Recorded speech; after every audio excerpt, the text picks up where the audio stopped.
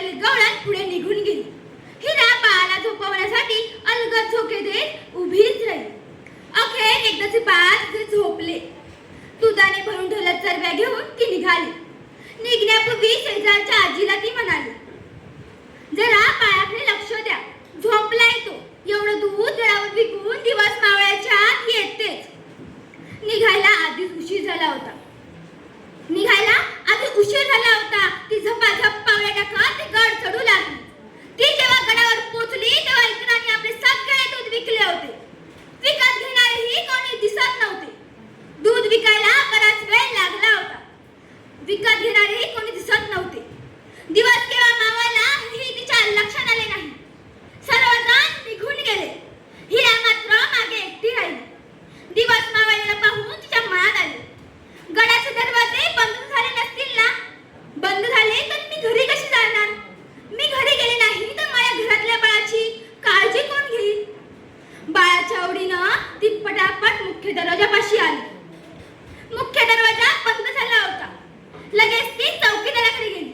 चौकीदाराला कळवळून म्हणाली, बाबा मी हात जोडते, मला घरी जाऊ द्या, दरवाजा उघडा. चौकीदार म्हणाला, मला गडाचे दरवाजे उघडता येणार नाहीत.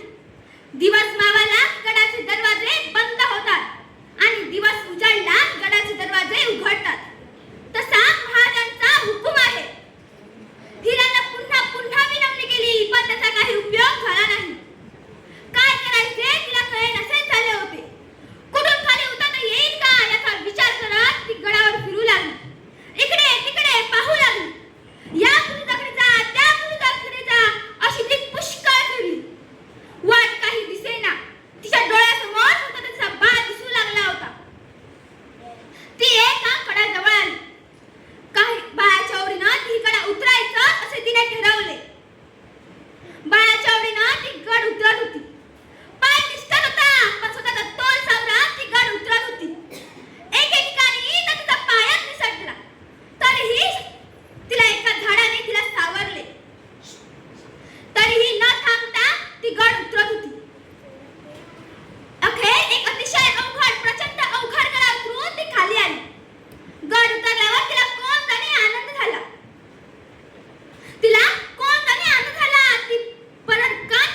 ती पटकन घरी धावत पळाली. घरी